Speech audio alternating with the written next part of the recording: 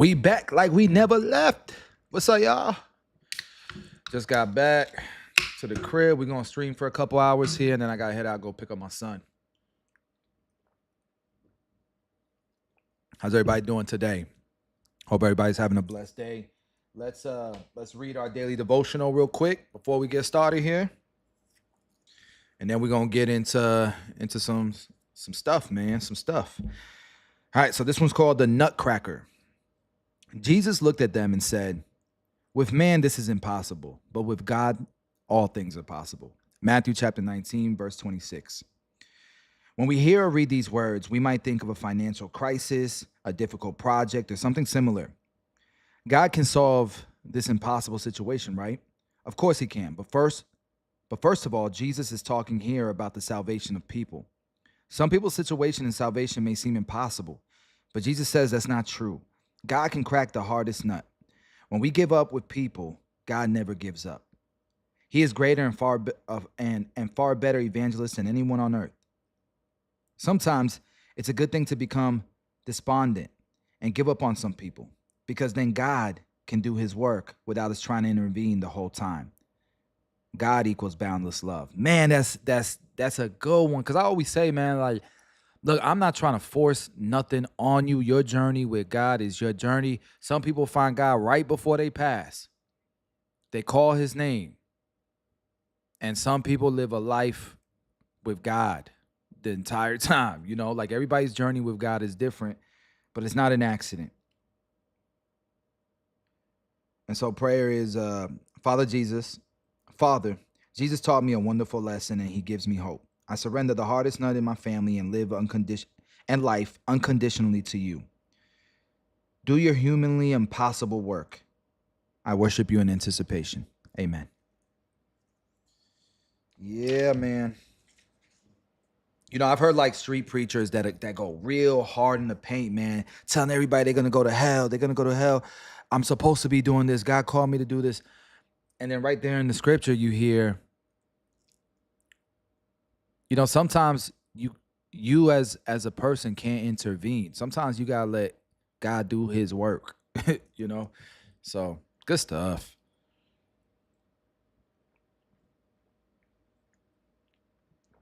All right. So what's going on in the stock market? If you would have got it, man, it's still doing good. It's still printing. Let me see where I'm at real quick.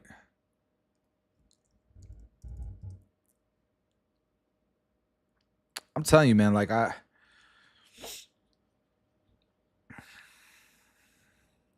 me see.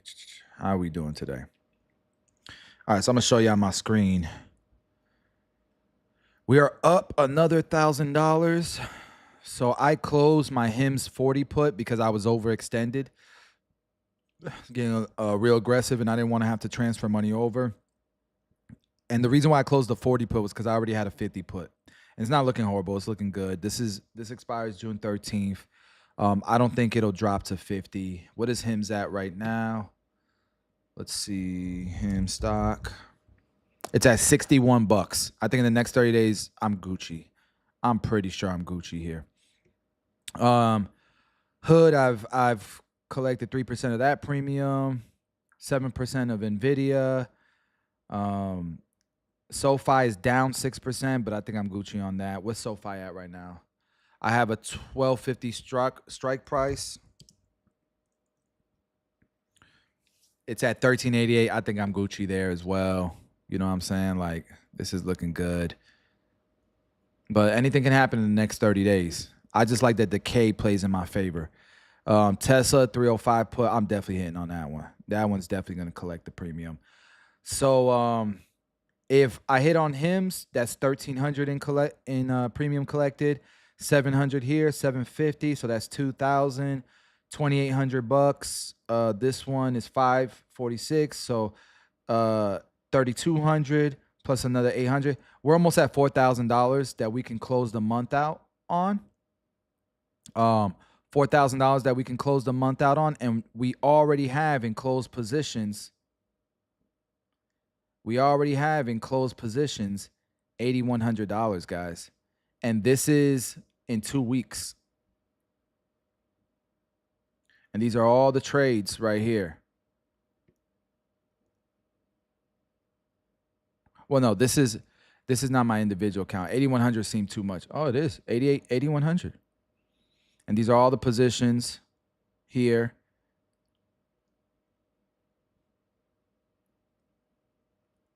No, that's year to date. This is it right here, $6,000. So I'm up almost $6,000 already.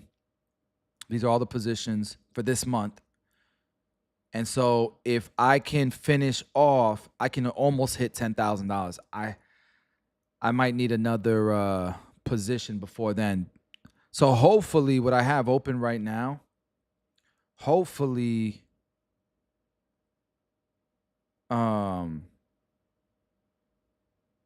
where we at right here?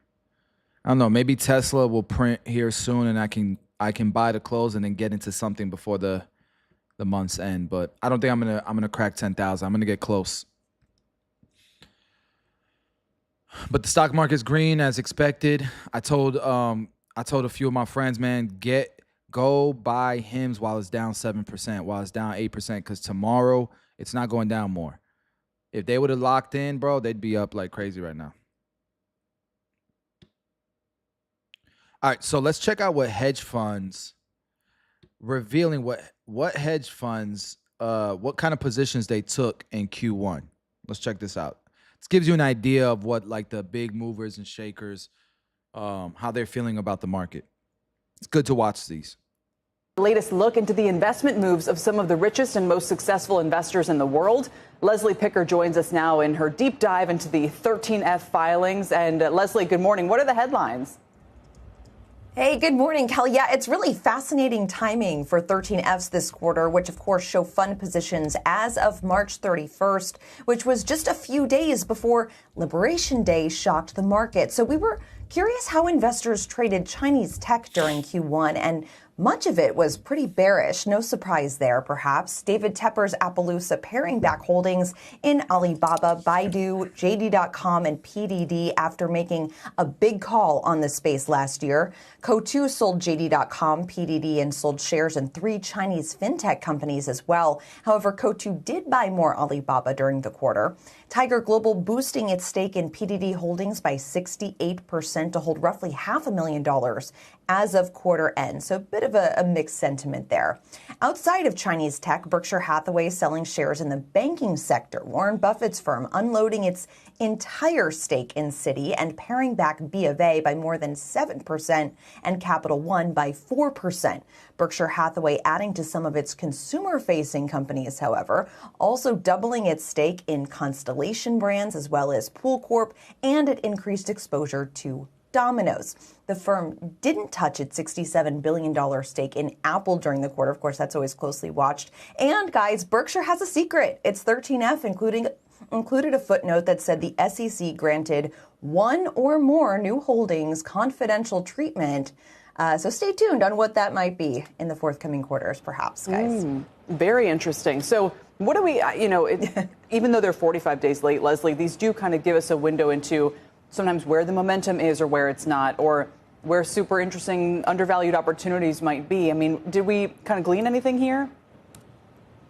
It's interesting, Kel, because the 13Fs came right after the Sohn conference, and it felt like from the Sohn conference, a lot of the picks involved some of these cyclical names, maybe industrials, international equities. You didn't see that as much in the 13Fs that we were combing through. They really were kind of paring back more cyclical exposure, focused a bit more on the U.S. than some of these international names.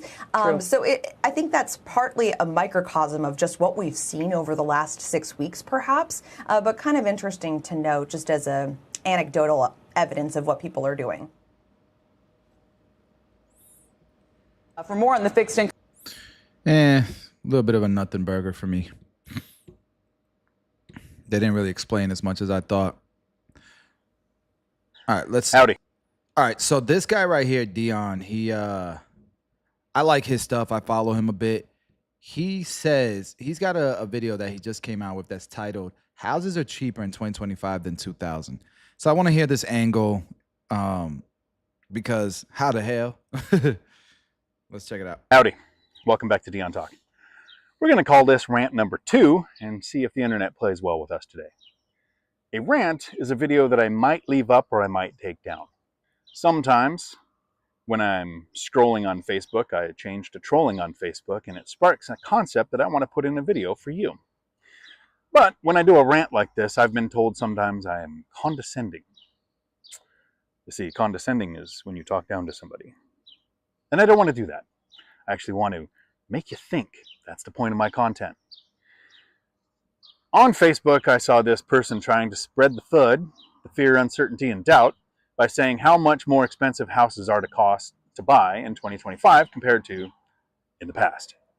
So I, using logic, point out that houses are cheaper in 2025 than they were in 2000. And so far, about 100 idiots have pounced on there to try to tell me that I must be wrong because their emotions don't agree with me. Well, I point out some facts. In 2000, I purchased a house for about $100,000. It's $98,000, so we'll say about $100,000. It's now worth $400,000. Well, everybody said, look at that. Home prices went up 4 times. Wages haven't gone up 4 times. Houses must cost more now. That means most people look at real estate and think math is the only element that you consider. Like the people who would never buy a break-even rental, who came around to my way of thinking after a couple of... By the way, I buy break-even real estate because I earn a lot of money and I like the depreciating asset. I like to use leverage to buy them, and then I can depreciate the value of that property, of the building, and it helps offset my taxes. And so I'm actually making money even on break-even, making a lot of money on break-even properties. And then if somebody else is paying the rent and paying down the loan and it's in an appreciating zip code, I'm making a lot of money on it. I just ain't making like active cash flow. And that's what a lot of people who don't already make a lot of money, that's why they don't like real estate, because they need cash flow. But when you don't need cash flow, you build wealth in other ways. And I think that's where Dion is going here. Conversations. So I buy a house for $100,000. It's now worth $400,000. Wages have not gone up 400%, so they must cost more. Except when you look at the facts, if I bought in what we call BFE, or Yelm, Washington, where the closest store was 45 minutes away. There was no Lowe's, no Home Depot, no Walmart. Closest movie theater was about an hour away. There was one blinking red light. We had dial-up. Now, people want to buy the house in Yelm, Washington for the same price, even though there are traffic lights, a Walmart, a Safeway, a movie theater, population. Home Depot's purchased land to build on. People want a walkability score. They want the population to be big enough for Uber, Lyft, and DoorDash, that thing that's probably why they can't actually afford a place, to exist in their town, but not pay more for it. If you open up Zillow and you look at the map far enough out from any major city, 45 minutes from the closest store, no movie theater within an hour, no Lowe's, no Home Depot, no Walmart, no T1 internet connection, no DoorDash. In 2025, those houses cost less than $100,000. And I'm not going to pick on this town. I'm just going to use this town because I know the data, because my friend is the king of Gary, Indiana. Gary, Indiana is one of those cities where you can go and buy a house for $100,000 or less. For several years, the city, because they had 13,000 vacant homes, had a buy one, get one free opportunity. Now, if you buy the houses that haven't been rehabbed, aren't a flip, aren't a turnkey rental property, you're going to buy it for around $50,000. It'll need some work. It's not on the coast. Doesn't have a walkability score. Yeah, it's 45 minutes from Chicago, so the gunfire is probably going to keep you up at night. But there are towns like that all over. There are towns like that here in Washington, where there is no R, where you can buy a house for less than $100,000. But it is a 45-minute drive to a grocery store. There's no movie theater. You don't have a great internet connection. It works, but it ain't T1. Then I'll throw out a couple more facts about how houses are cheaper today than they were in 2000, because the house in 2000 was $100,000. There are houses today for $100,000, but wages have gone up. And Let's factor in remote work, something that has not existed to the extent that it does now at any point in time in my entire life. Most of my life, it was around 2 to 3% of the population had a remote job. But since 2020, remote work, the current data that they use to spread the fear, uncertainty, and doubt is 56% of Americans have to return to the office. Sounds like a lot. Well, it used to be 97% there, tweaker. 44% of Americans can work a remote job. People want to live on the coast. Housing is cheaper today than at almost any point in time. It's just not where you want to live. You're not going to get that walkability score. You're not going to have DoorDash. It's probably how you're going to save the money to buy a house in the first place. The last fact I'd like to wrap this up with is currently, today, based on Redfin's data, more Gen Z own homes at the age of 25 than any Gen X or millennial had at the age of 25, meaning home ownership is increasing. I know I'm taking away your ability to bitch, whine, and complain and sit on your hands and do nothing, but that's the point of my content. Make you think. Make you wonder, what are you willing to do in your life today that will give you the opportunity to live the life in the future that no one else can? If you want to bitch at me live in the comments, I will do a live stream every Tuesday at 4 p.m. Pacific that lasts as long as the questions do. I'll even answer the haters that I trolled on social media today who possibly found this video. Yeah, I like Dion, and I get what he's saying. But it ain't for everybody. I don't want to buy no house in rural America. I don't want to buy a house outside of my city. I've done it. I've tried it. I don't want to deal with it. I got a property right now, Airbnb, that's sitting empty because I just don't have, because it's too far away, and I don't want to deal with it, bro. Like, even setting it up, putting the furniture, putting it on whatchamacallit, even hiring a property manager, just don't want to deal with it, bro.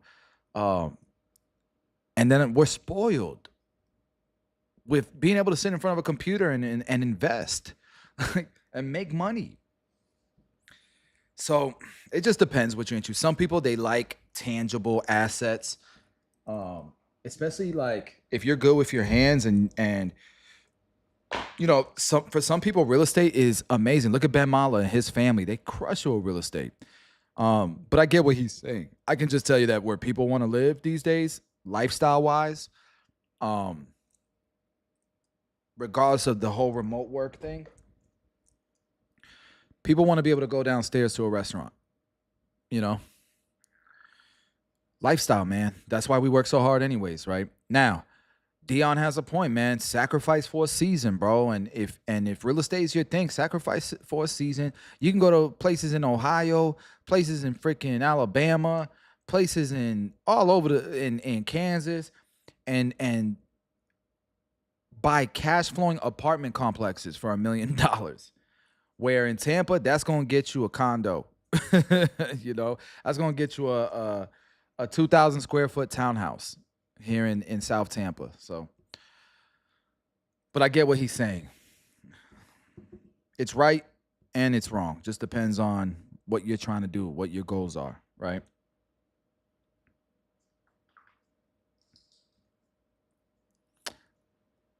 So there was a author, what the hell's his name? I forget his name. But one of the books that I used to talk about a lot that I was inspired by a lot was The Wealthy Barber.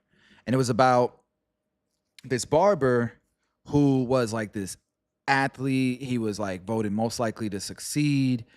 And when he was in high school, and they're from like a smaller town. And I guess this guy comes back from college. He's got a career now and he's doing well. He's coming back to visit family in town. And he needed a quick haircut. He goes into the barbershop and he sees the kid that was supposed to be successful, the guy cutting hair. He's like, damn, this guy failed at life. Damn, poor kid, poor guy, man. I thought he was going to do so well. Something sad must have happened to him for him to have to be behind the chair cutting hair. Well, something sad did happen. His father passed away, and his father owned the barbershop, and he grew up in the barbershop. And so he wanted to keep the shop alive, and so he started cutting hair. But what he didn't know was that this guy was cutting hair, investing his money, and he was actually the wealthiest person in town.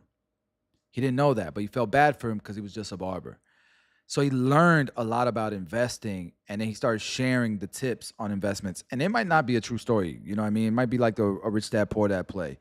But either way, that book was dope to me, and it inspired me as a barber to build wealth, man. Like I feel like I'm literally real life the wealthy barber, because the author isn't a barber.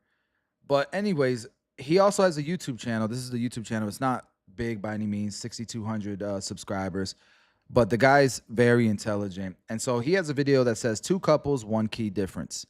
And I want to hear this because we have seen data that shows, you know, a married couple will make 2 to 4 times. This is a statistic. On average, will make 2 to 4 times in their lifetime than a cohabiting couple. And definitely make more money than single people, right?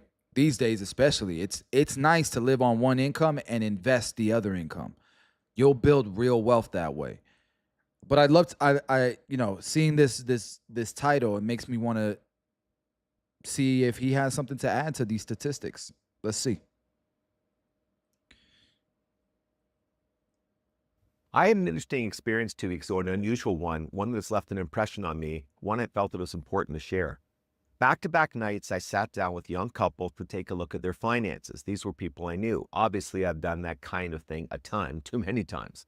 But what was different about this one was the incredible similarities between the couple's financial situations. It was strange. All 4 people in their mid-30s. Household incomes almost identical. No pensions at work for any of the 4. Each couple had a group RSP available for one spouse with dollar for dollar matching, in one case to 5% of income, in the other case to 6% of income. Both couples had purchased their first homes exactly 4 years ago and were still in it. Crazy. And remarkably, even their down payments and house values were not far apart at all. No kids yet, no credit card debt. They were carbon copies. Is that still an expression? But here's where things take a turn. One couple is making a big enough RRSP contribution to get the full match, yay, and also maxing out one of their TFSAs. The other is saving nothing and argues there's no way they can. How can that be? Well, both couples had completed spending summaries ahead of time at my request.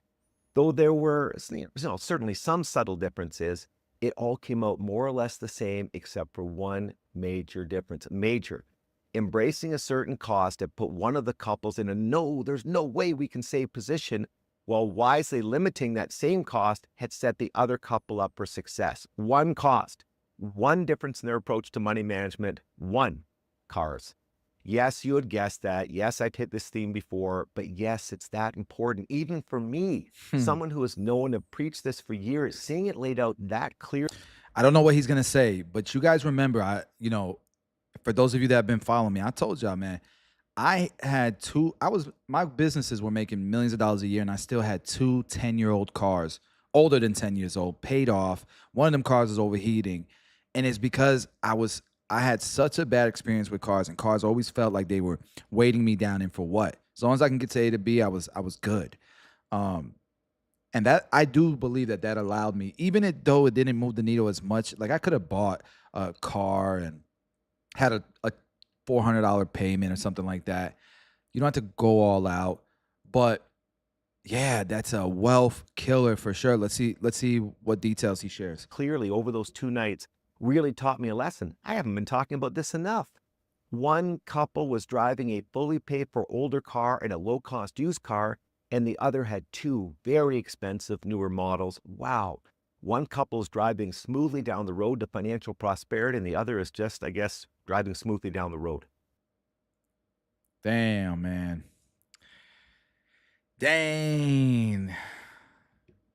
And I don't think I got that from the wealthy barber.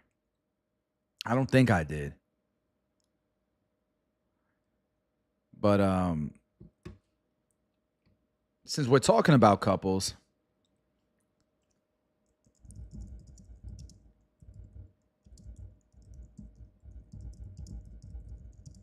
let's look at data. Let's look at statistics here.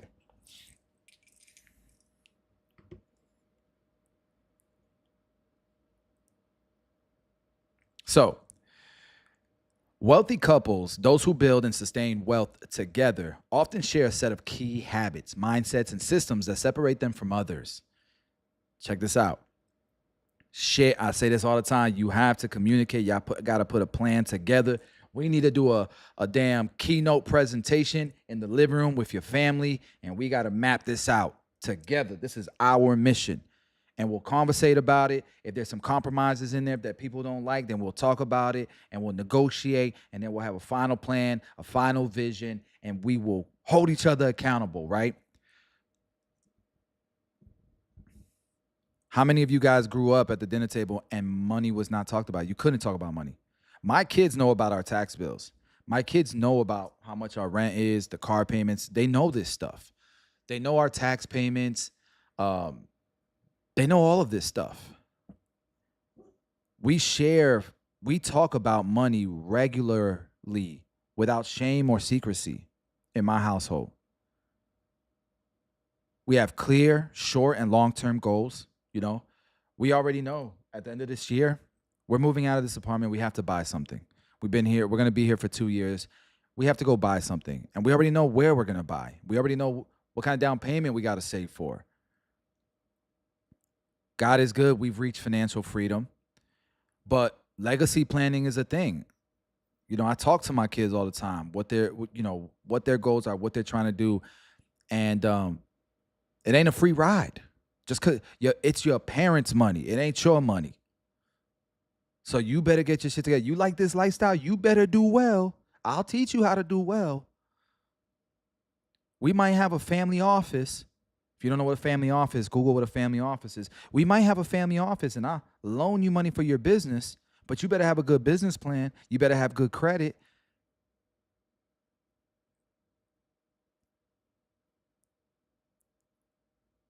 And we have to agree on the definition of enough and wealth.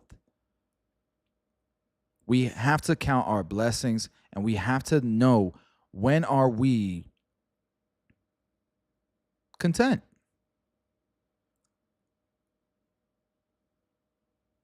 Then you got to have division of financial roles. That's number 2. So number 1, again, is shared financial vision. I'm going to write these down. I'm going to write these down here in my notes. So number 1,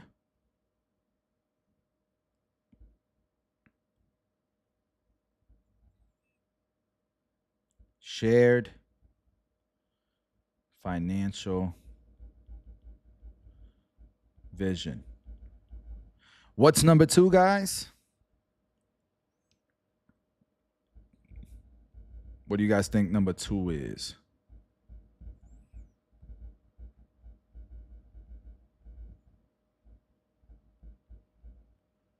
Number 2 is division of financial roles. And what does that mean?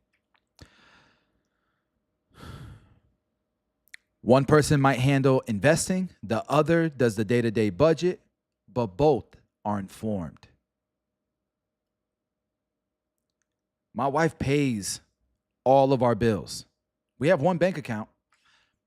We have shared credit cards. My wife pays all of our bills. I hate looking at our bills. Now, she doesn't pay the credit cards.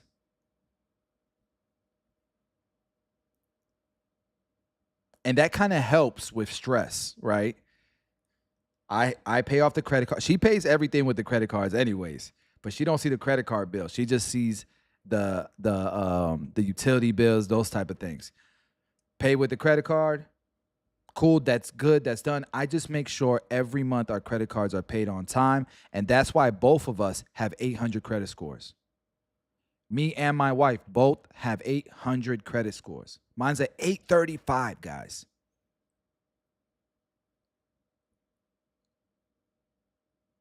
We're dividing and conquering. Here's another key one. But we also delegate, we automate, and we hire pros. I own an accounting firm, so we have an accountant. My wife's books are kept. My books are kept. She has life insurance. I have life insurance. Whatever I have, she has. We invest into it for both of us because you never know. It's not even about I hear so many people in like the manosphere and even women, these single independent women, or not single independent women, they're married, but they're independent women and they divide, and everybody handles their finances different. I'm just sharing with you guys keys statistically that have been proven to help couples build wealth. And one of the things that they do is they'll do a lot of things like, I got to have my own money just in case. I got to have my own bank account just in case. We can have just in case. And it's not just in case he cheats on me or just in case. We're not doing it in bad faith. We're doing it as in, what if my husband gets hit by a bus? What if my wife gets hooked on drugs? And people are like, oh, my wife ain't gonna get hooked on drugs. You never know. Let me tell you a story about a family member of mine. She got into a nasty car accident. She was a paralegal. Got into a nasty car accident, crushed bones in her body. They had to give her pain pills, pain medication, and that was the start of the ruin of her life. She got hooked on those pills, and she never was able to beat it. That could be your wife. That could be your husband. And so you have to put in place things not just to protect yourself, but to protect them, something that they can fall back on. You never know. So if you got a Roth IRA, you should have a Roth IRA for both of y'all. And y'all are putting enough in there to protect both of y'all. If you're going to do a trust, protect both of y'all. Like, all of this stuff is called advanced planning. And you automate the stuff. So you delegate the things like accounting, legal stuff, whether it's trust or anything like that. Payments, like my wife has a lot of the bills on automated. My credit cards are automated, but it's our responsibility to make sure that they're good, because shit happens, right? A card gets canceled for fraud or something like that, and all of a sudden the automation doesn't work, right? So you just need to make sure that it gets done, and we communicate when something happens. That's it. Division of financial roles. And then you can start involving your kids so that your kids don't grow up, have to be in the real world, and they don't even know what a credit score is. Like, a lot of kids are set up for failure these days, right? Number 3. This is a big one. And this is one that families suck at. Financial literacy, man. Let me show you guys this. This is a hack. I'm gonna put y'all on game. Both of my kids have a debit card. And it is probably the coolest app for kids. It's called Acorns Early is what it's called. So first and foremost, both of my kids have a Roth IRA. Okay? And I pay my kids a salary. And that salary is tax-free. Did you guys know you can pay your kids a salary tax-free up to, I think, $12,000 or $14,000 a year? Okay? But my kids have a debit card and a bank account that I control. It's called Acorns Early. Let me show it to you guys on my screen. This is it right here. It is amazing. They get a debit card. You can control their bank accounts as their parents right here. You can automate, what is it called? Allowance. You can automate allowance. You can automate awards. You can give gift links. They get their debit card. You can set purchase limits or things that they're not allowed to purchase. And it's all automated on here, right? And here's the best part. You can set up their learning accounts to where they have to take these courses. And when they finish a course, they get paid. Bro, my kids came in here and they started doing each of these courses: investing course, a retiring course, a saving course, a borrowing, a earning, a planning course. All of these courses, and they got paid like $3 a course. And I think that if they finished all the courses, they made like $200. And my kids did it. They finished the courses. So the financial literacy was all in this app, but they also know banking. They can go to, my son be going to Publix downstairs. My daughter be ordering stuff on Amazon and stuff. They understand. They're starting to get um exposure, guys, to being responsible with money. Where a lot of us didn't learn this stuff until later. Well, my daughter's 11 learning this stuff. You know what I mean? My son was 13 learning this stuff. Um and then financial literacy, between you and your wife and all that. Like, go take some classes together. That's why I do like the Dave Ramsey thing. I wish there were more things out there. Maybe there are classes, physical classes for couples. I think that would be cool for couples to go to.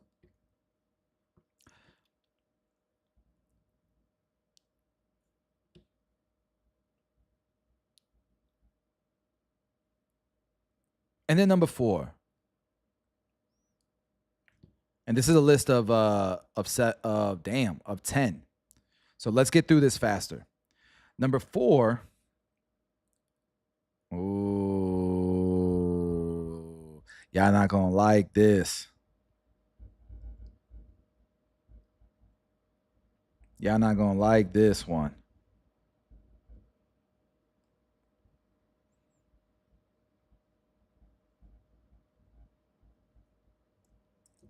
My handwriting is horrible, but you guys see this? Asset building over lifestyle spending. Man, I am so grateful that me and my wife did this. For the first probably decade of our marriage, we've been together 20 years. For the first decade, do you know how many holidays we didn't buy each other something? Only the kids, only the kids, only the kids, only the kids. Because we were saving for the next property. We were saving for the next business. We were asset built. We didn't have a real wedding until like 12 years after. Like, we were engaged for a long time because we didn't want to spend the $30,000-$40,000 on that wedding. On a wedding, we wanted to continue to build, to asset build. But now I have no problem now spending money with my wife. When we go on vacation, we upgrade everything. When we go out to eat, we go to Michelin star restaurants every weekend. Sometimes a couple times, sometimes a few times a week. We have a cleaning service. My wife don't have to clean. Like, she cleans, obviously. She's amazing. She's very clean. Don't let me say that. She'll get mad at me. But, like, she has a personal trainer. Like, we spend money now on lifestyle. We've taken a vacation every single month of this year so far, and we have Cancun at the end of this month. We have a cruise in July. In August, we have Puerto Rico Bad Bunny. Like,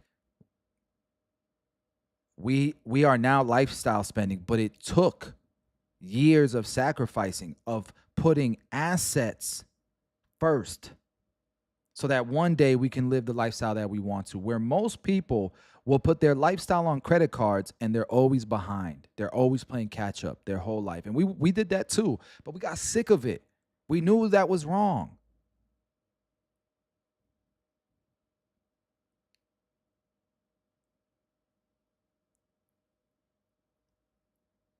Number 5.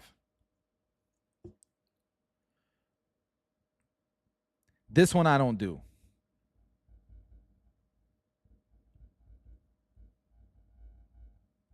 It's too complex for me to do this one because we have the companies, but I'll tell you what I do. Okay, this one is monthly net worth tracking. I do like this though. I do like this. Monthly net worth tracking. And you can use apps like Rocket Money, Mint. I think Dave Ramsey has an app that helps you with this. And you can get a couple's account so you both have access to it. I don't do this because every single week I meet up with my team and they report our numbers. As long as things are healthy, we know the companies are doing well. My wife knows how well the companies do. And, if anything's messed up, I'll let her know, hey, we got to chill out this month, or this year. Things are, we're looking at a rocky year. And so I don't really have to do this. And then when I'm investing in stocks, I just let her know if we're doing well or whatever.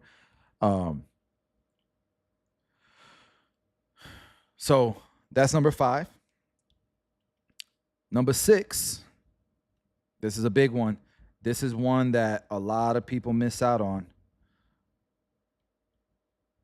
And it's part of social media culture, right? And that is not that one, but that is long-term thinking. Wealthy couples make decisions today that benefit their future selves. They delay gratification when needed, and they consider generational wealth and legacy. That is a big topic to me and my wife. We are trying to change our family tree. Generational wealth does not exist here, but it can start with us.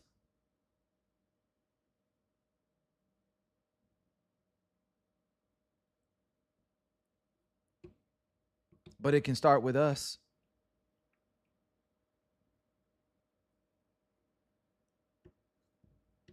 And so me and my wife, we make that is a big deal to us. You know, and if we didn't think like that, my brother-in-law's grave just got done. You know, the marble, whatever you call it, the headstone, the big slab. My mother's got done as well. And they got the nicest ones on that plot of land, the nicest graves. And I know that's morbid, but you know, if we didn't put long-term thinking and legacy as a priority, they would have just regular headstones. Maybe not, maybe nothing. There's graves out there that don't even have a headstone, guys. Just a little sign stuck in the ground. Sometimes you got to put your family tree on your back and think about your kids and your kids' kids. Because I want to have a fruitful, amazing life with the people I love the most. And if I'm only thinking about myself, I can only vacation by myself because they can't afford a vacation with us. Bro, when we book vacations, we book it for multiple people, multiple families. Long-term thinking, baby. Number 7. What do y'all think number 7 is?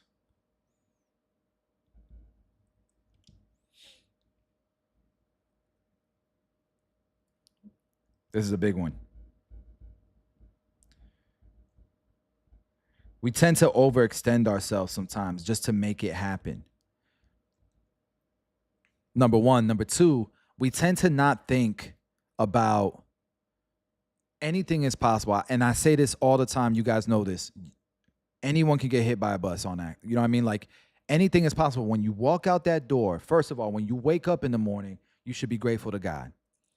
Some people don't wake up for natural causes, whatever it may be.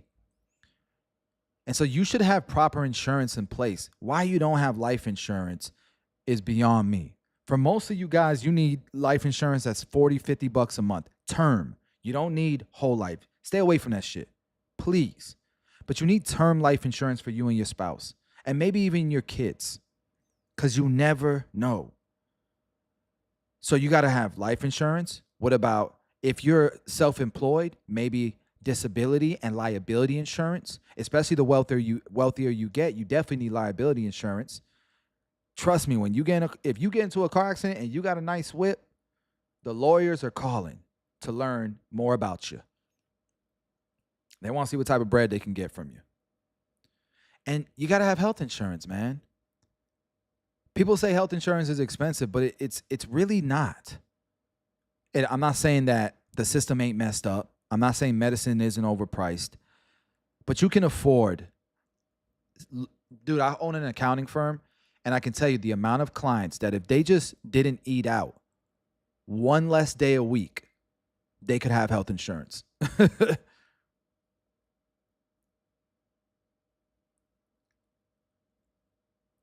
You should have an emergency fund.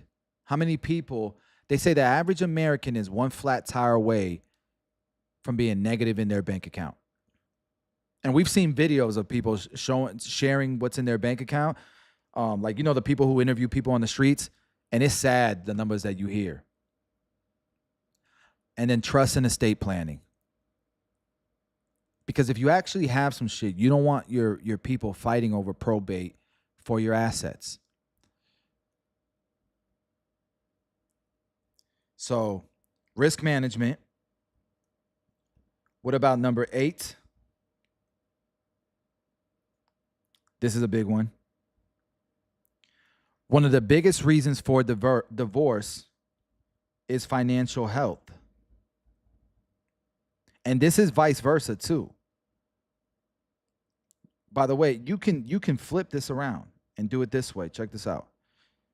Relationship health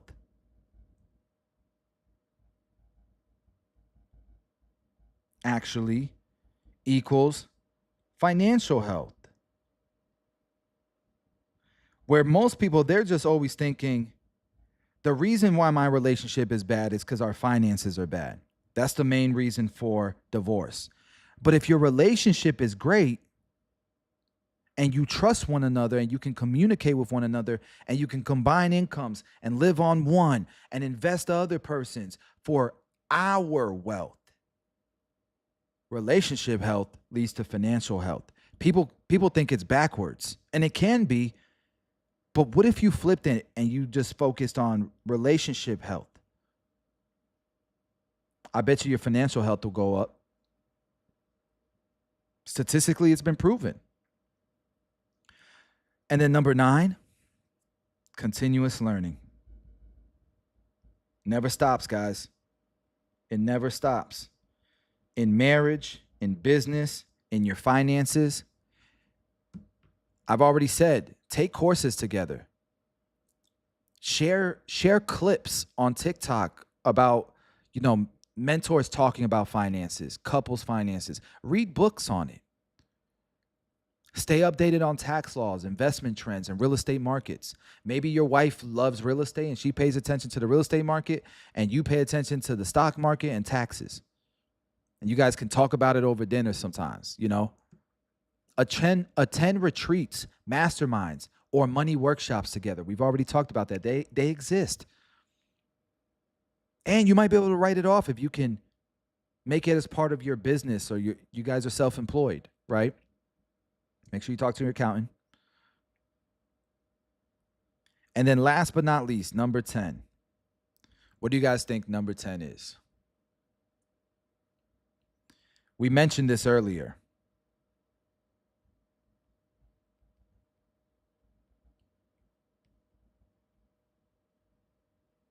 Number 10 is systems that run without them.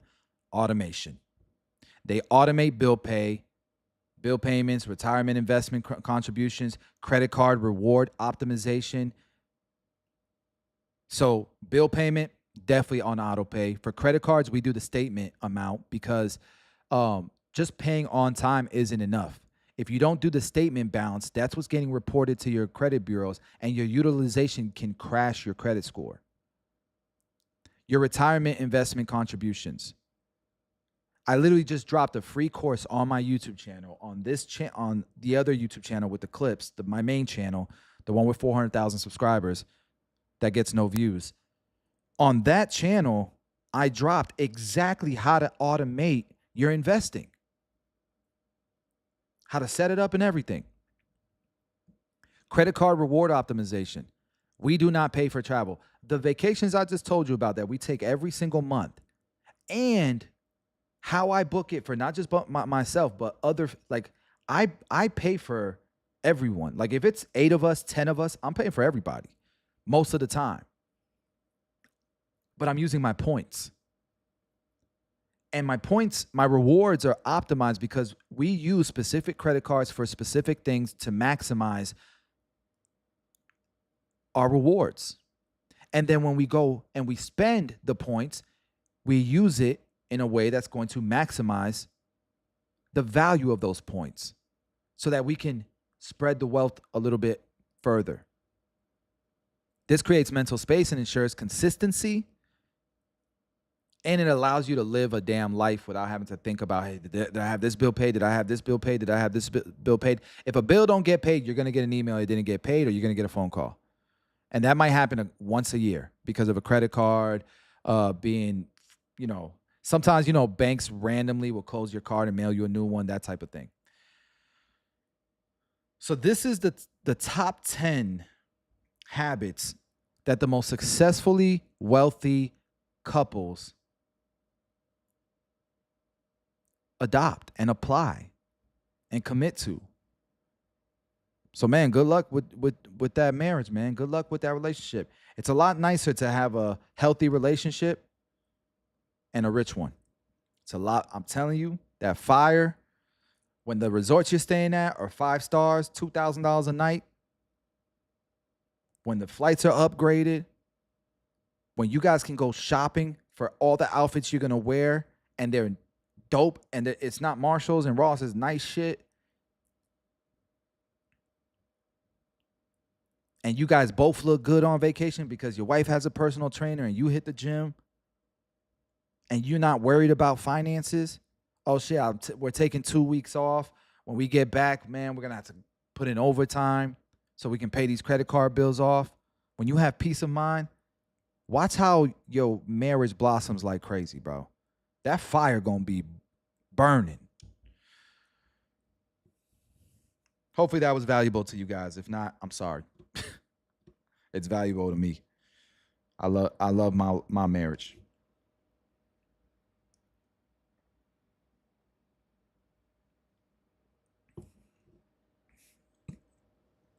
So I know you guys remember Chris Camille. I reacted to him on a podcast.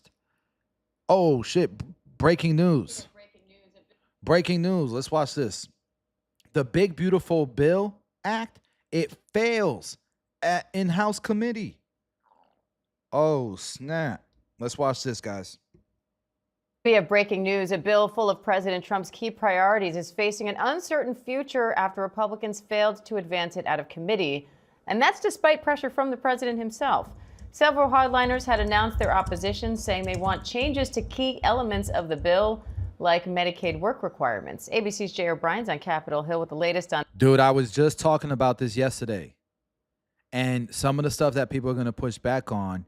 That. Crazy. Jay, a little while ago, President Trump urged Republicans to get on board. He told them to stop talking and get this done. That doesn't seem to have done the trick here. It wasn't enough for 5 Republican hardliners on the House Budget Committee who just voted to reject this big sweeping piece of legislation, all of President Trump's campaign promises that have some kind of legislative component compiled into one, what Republicans up here on the Hill call Big Beautiful Bill. But still 5 Republican I just realized, was the sound messed up this whole time, guys? I just realized the sound's playing out of my damn computer. Was the sound messed up? I'm going to restart this video and I'm going to go get my headphones. Let me know, chat. Was the sound messed up?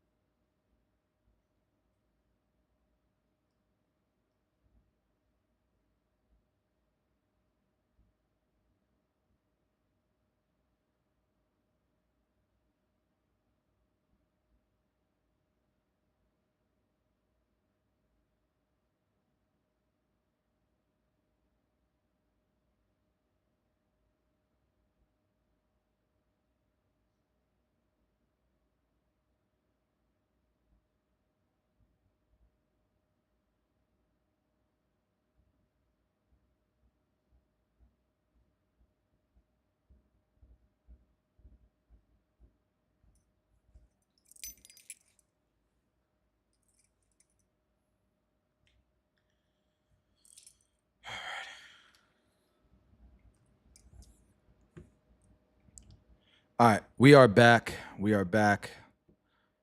Bro, I hope the sound wasn't messed up for you guys this whole time. No, it was all good. Okay, cool. What's up, guys? All right, let's go back to this. This is breaking news. The big, beautiful bill that we were hoping would get passed. Obviously, there's some things that Republicans didn't like about the bill. So maybe it's a good thing it didn't pass. Maybe we were missing some stuff here. But let's do our research. Let's learn about it. And I'm going to try to give you guys all the game, everything that we missed out on. So let's see. Breaking news, a bill full of President Trump's key priorities is facing an uncertain future after Republicans failed to advance it out of committee. And that's despite pressure from the president himself. Several hardliners had announced their opposition, saying they want changes to key elements of the bill, like Medicaid work requirements. ABC's Jay O'Brien's on Capitol Hill with the latest on that. Jay, a little while ago, President Trump urged Republicans to get on board. He told them to stop talking and get this done. That doesn't seem to have done the trick here. It wasn't enough for 5 Republican hardliners on the House Budget Committee who just voted to reject this big sweeping piece of legislation, all of President Trump's campaign promises that have some kind of legislative component compiled into one, what Republicans up here on the Hill call big, beautiful bill. But still 5 Republican hardliners voting against this bill, saying in their view it doesn't do enough to cut spending. They want stricter changes to Medicaid work requirements to kick in sooner than when they do in 2029 under the current text of the legislation. There are concerns that they have that this legislation would increase the federal deficit, doesn't do enough for fiscal responsibility, et cetera, et cetera. So they voted down this bill. They voted to keep it in committee. It does not get out of committee. It doesn't go onto the House floor for a vote the way House Republican leadership wanted to put it on the floor next week. And they did this in defiance of President Trump here. President Trump made it clear in a post on Truth Social just a few hours ago that he wanted Republican unity, as you mentioned, Diane, and he didn't want any quote unquote grandstanders amongst the ranks of House Republicans. And even after that post from the president, again, these 5 Republicans still voted against this legislation, the vehicle, again, for the president's legislative agenda. And it puts this committee back to square one. They're going to have another vote at some point on this budget legislation. It's just unclear when they're going to do that, whether they were trying to have this bill passed by Memorial Day. That's going to be today or likely next week when Congress returns. So what are the next steps now, Jay?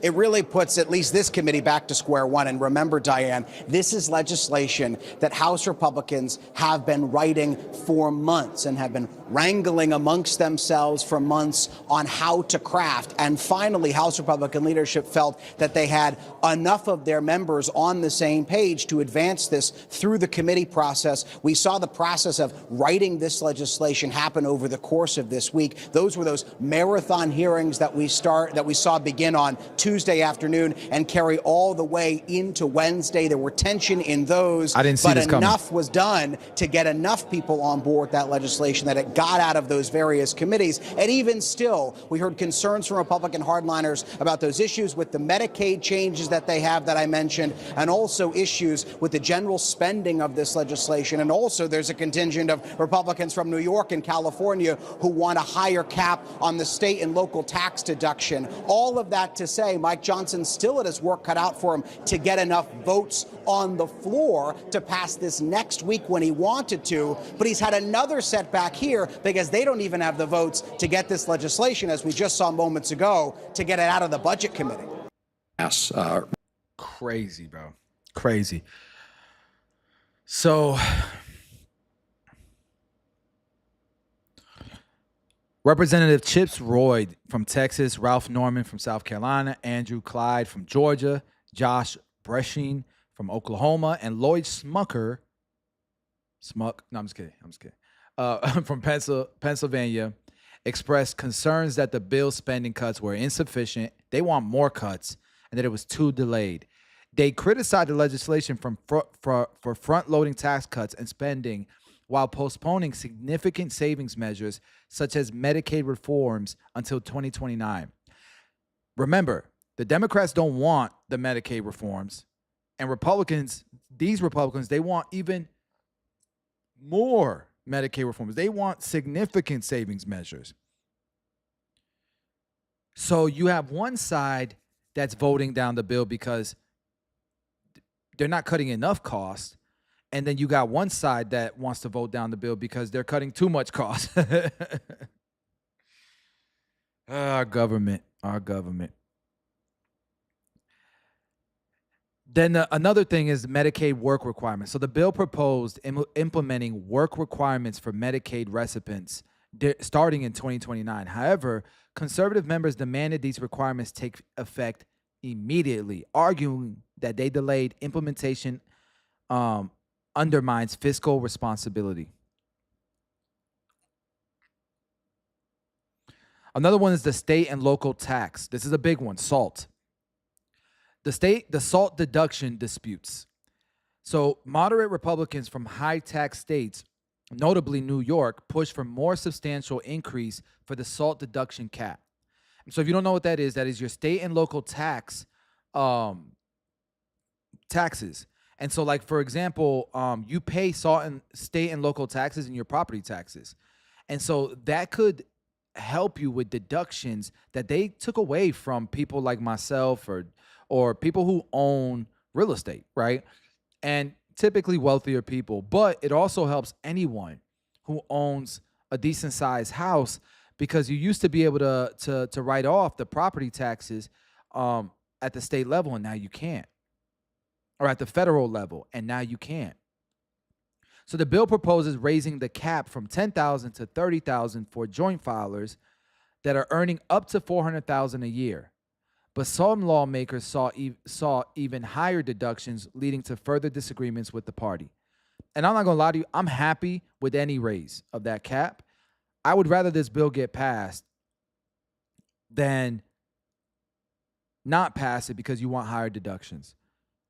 Not saying I wouldn't take the higher deductions either, but are we making this harder? Are we going to end up with nothing?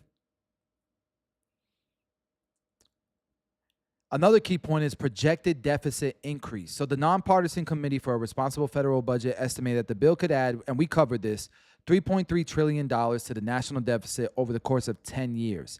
Depending on whether the 2017 tax cuts are made permanent, this projection raised alarms among deficit-conscious Republicans. And we talked about this last night. Our country right now is at a $36 trillion deficit.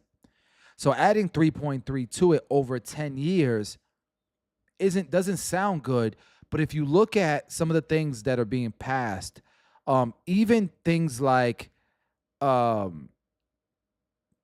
was it that helped with inflation, that helped a whole point off of inflation?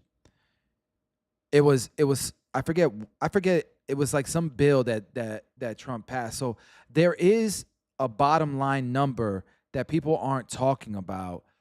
We're just looking at top line increases and top line decreases, but we're not looking at the bottom number.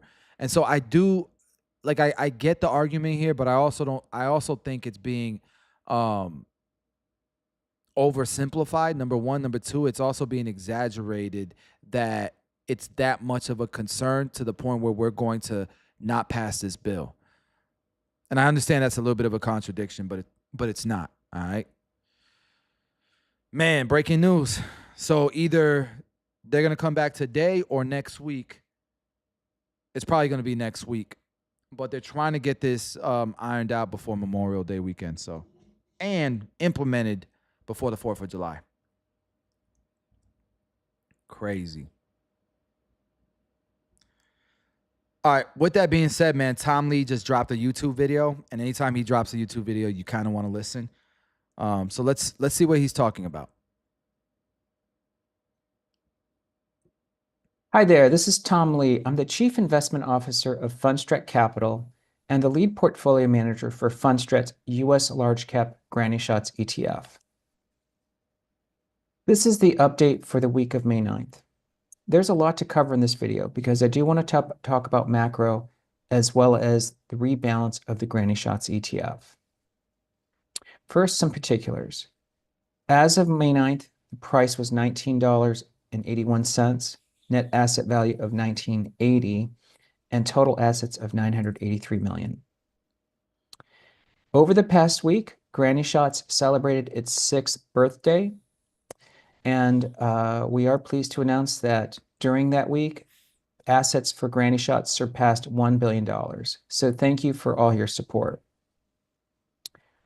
For the week of May 9th, Granny Shots gained 0.66%, both on price at NAV. The S&P was down 0.45% for relative outperformance of 108 basis points. Year to date, Granny Shots is outperforming the S&P 500 by 252 basis points. But what's notable is the dip here you could see in the months of February and March of relative underperformance. That's because of a black swan event that occurred in markets. And it's actually not this black swan, but it's the black swan as referred to by Nassim Taleb. In 2025, there were three things that contributed to this black swan. The first was the drug tariffs announced on China to Canada and Mexico. The second one was the DeepSeek and the sort of disruption and fears that this would really undermine US AI efforts. And the third was, of course, Tariff Liberation Day on April 2nd. What all this contributed to was a waterfall decline in the S&P 500. And in fact, it was such a significant decline that the Black Swan Hedge Fund, which is actually the lead scientific advisor there is Nassim Taleb, gained 100%. And the last time this Black Swan Hedge Fund had strong performance was COVID. So we know there was a Black Swan event. And yet the markets managed to stage a V-shaped recovery. Yeah, it was a symmetric recovery. Now, it is something we talked about in past videos, that when you have a waterfall decline, almost every waterfall decline has a symmetric V-shaped recovery. But there's 5 reasons for this, and these are not in any particular order, but this is why I think markets recovered so quickly. I think investors made a few mistakes. The first was they were betting on the end of U.S. exceptionalism, that their view was with DeepSeek and the tariff wars, that the rest of the world would start to be a better place to invest. But keep in mind, if you look at the 25 largest stocks in the world, 21 are U.S. companies, only 4 are non-U.S. And here's the question. Do we really think that the tariff wars, maybe monetary policy, are enough to unseat the U.S. center of innovation? That's not our view. The second is many thought the U.S. was going to slip into a recession, so they sold U.S. stocks. But as you know, we've talked about this, the high yield market did not confirm that. The high yield market, as you can see here, this is spreads, have been rallying. In fact, at the peak, high yield spreads only got to 461 basis points wide to treasuries. Here's some perspective. If you look at the last 15 years, high yield spreads have gotten even wider than that. And only one of them led to a recession, which was the COVID period. And that was 1,000 basis points wide. And even when the Fed was doing the fastest rate cycles in history, the widest it ever got was to 599 wide. And again, that's why we did not say there was a recession risk, because that's not really a recession level widening. And in the post-Tariff Liberation Day carnage, the spreads only got to 461 wide. In fact, as you know, many economists have now canceled their recession call. Like, for instance, JP Morgan just this past week said there's no more recession risk. The third is that people said the supply chain was going to take... You know, that's so weird, because Jamie Dimon was just... We just watched Jamie Dimon on Fox Business talk about how it's possible that a recession... He thinks it's about 50%. He's talking about how other analysts think that it's about 50%, and he thinks it's possible. But at the same time, he reported that he dropped his man, nobody really knows, bro. Nobody. This just goes to show nobody really knows. Take a hit, so they want to short U.S. stocks. Well, you know, we've talked about this too, that, look, let's say container bookings are taking this shape. These are ships leaving from China to the U.S., and they collapsed. But they're going to recover now that we have some tariff visibility. Markets... Remember all the people that said I didn't know what the hell I was talking about, stick to barbering? I didn't know what the hell I was talking about, stick to barbering. Look at the shipments. Remember I told you guys we're going to have supply chain issues? People literally closed factories. They canceled their orders. They didn't want their shipments. I kept saying that. And the reason why I knew that wasn't because I was reading a chart. It's because I lived that life. And I know a lot of people who import and export product from China. And they were all doing the same shit we were doing, because of uncertainty. And we didn't want to take on those crazy costs. We wanted to stabilize, see what's going on before we made some irrational decisions and we just kept going, that could literally crush us. All of a sudden, you have a freaking $1 million bill from tariffs. No. Let's halt everything, and let's just make sure we can breathe. And look at now the data that's being reported. Markets are going to ignore that because that's a speed bump that works its way through the supply chain, similar to a government shutdown. And in fact, bump that works. But what Tom Lee said here that I think is important is that the markets are going to kind of ignore it. It's priced in at this point. It's a speed bump because the markets are looking at the future. They're betting on what's probably going to happen in the future. They knew, we all know it's a speed bump. We all knew it. And we know it's priced in. But if it's worse than we thought, it can affect us. If Trump does something stupid, it can affect us. But as long as things are good and the trade talks come through and more and the trade talks we actually get real deals done, not just talk about how we're pausing things and stuff like that, the future of the market looks bright. Works its way through the supply chain, similar to a government shutdown. And in fact, even though that's our view, hedge funds were shorting cyclicals and small caps, and they continue to short them even this past week. Well, guess what? Container bookings have exploded. So now that we have the tariff wars behind. And then before this was reported, what did I tell y'all? Yo, guys, my friends in China are telling me the factories are back open. They're working again. Everybody has a positive outlook in China. You know, things are turning around. And look, meanwhile, the hedge funds were shorting the market while I'm telling y'all it's looking like things are turning around and people are calling me stupid. Stick to barbering. Behind us, things are recovering. The fourth is that the VIX surged, and that forces institutions to de-risk. The top chart here is the VIX, and the bottom chart is speculative positioning that's non-commercial. Okay, that means, in other words, risk on. And as you can see, every time the VIX spiked, everyone is forced to de-risk. Well, guess what? When VIX starts to calm down, people re-risk, and that causes a rise in stocks. And lastly, and I congratulate this, retail investors were buying this dip, but hedge funds typically short what retail does. So you basically had retail buying while hedge funds were shorting retail actions. Retail won this time. But guess what? Retail got it right. And of course, ultimately, this is a reminder, and we've said this before, there is a Trump put out there, and investors just forgot it. A lot of people said the Trump put didn't exist, but that's not true. So where does this lead us? I think the S&P is going to make its way to all-time highs and probably go higher. We cover that at FS Insight, our service for investors to follow our views. But again, we do think at least making it to the all-time highs is very likely. And that gets us back to the granny shot. So granny shots suffered during this black swan period, but as you can see, in April and May has begun to recover. In fact, it gained 771 basis points relative to the S&P since May 9th. And therefore, it leads us to our quarterly rebalance. So we are rebalancing granny shots after a black swan event. So let's talk about style tilt. Well, it turns out we still want to stick with the same two style tilts, growth cyclicals and growth quality. But in terms of seasonality, these are the 8 most attractive groups over the next 3 months. Tech hardware. This man, Tom Lee's a G, bro. Now, Tom Lee could be wrong. You know, he can be wrong. But I tend to bet long term on America anyways, right? And I'm in agreement with him just from my perspective as well, just from all the research that we've done. And we've done a lot in the past month. And again, if I'm wrong, I got a backup plan. I know how to get out of it. And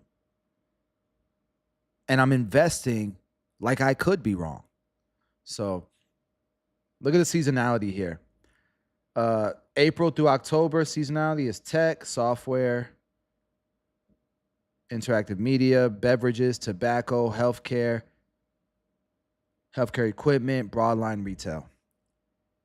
Hardware, software, interactive media, beverages, broadline retails, healthcare providers, healthcare equipment supplies, and tobacco. Although I got to tell you, healthcare I think is a little dangerous, so we might want to de-emphasize the seasonality there. That means we have a couple deletions. We are What up, deleting Eblens? Accenture and Qualcomm due to this quarterly rebalance, but we're adding 5 stocks, so we have a net 3 gain. So let's go over these stocks. The first is FICO. Now, if you're not familiar with FICO, I mean, this is the price I history love over the FICO. past 6 months. Familiar with FICO? FICO is a great company. Like I've looked at their financials. Y'all want to see their financials real quick? Let's take a look at it.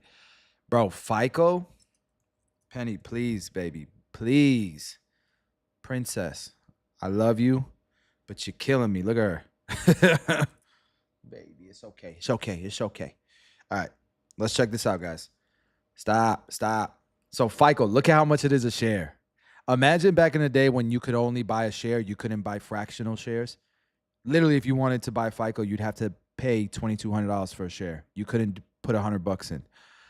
All right, so the market cap of FICO is $53 billion. FICO is the #1 credit bureau. Like, it's the most popular credit bureau. Or credit, it's not even, yeah, I guess you could. It's not a credit bureau. It's a credit data center formulation. I don't even know how to explain it, but there's a lot of different FICOs, and people use different FICOs for credit worthiness. Anyways, look at their revenues. This is quarterly. Look at it annually. That's beautiful. Beautiful. The price is at an all-time high year to date. Let's see what it is for the last 5 years. It's not at an all-time high, but it's creeping up there. It's creeping up there. But look at them. Look at this. This is a damn near perfect company. Looks like it's got a lot of debt. 2.19 billion. No, but it can pay off its debt in 3 years, 4 years. So it's not that bad. The debt's not bad. Like they've got, yeah, they could pay this off quick. They're buying back stocks like crazy.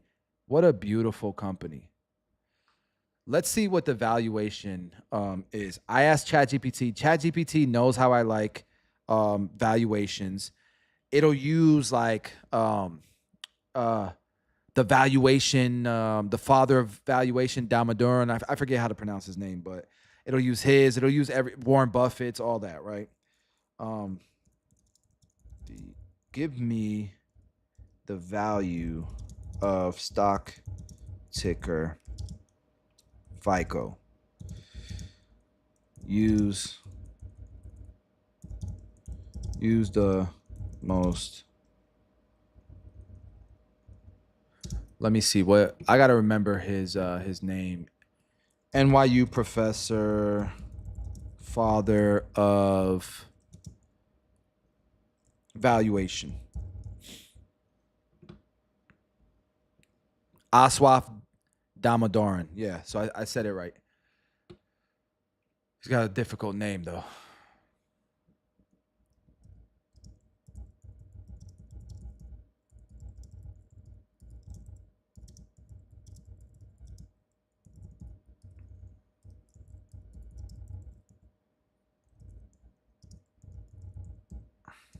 All right, so let's see what it comes up with for evaluation. Obviously, you got to use your, you can't depend on this, but it gives you a ballpark number. Because if the financials are good, you like the CEO, all that good stuff. Like, if you have to get down to the perfect number, it's probably a bad investment anyways. I got that from Warren Buffett. All right, let's take a look. So right now, again, it's trading at 2,200, and it looks like they are valuating. This is Aswaf Damodaran's.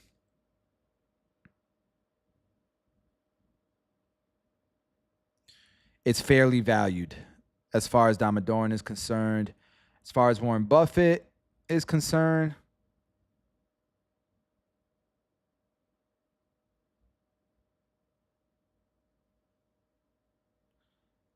it's got strong fundamentals, but we already know that.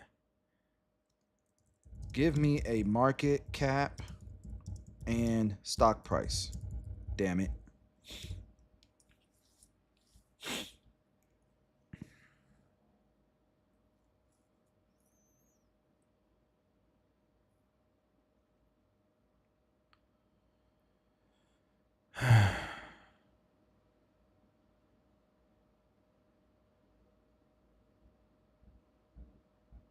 No, I'm sorry.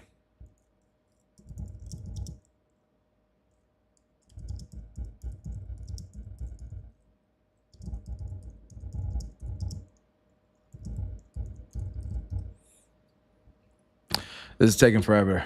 Last time I did this, it spit it out instantly.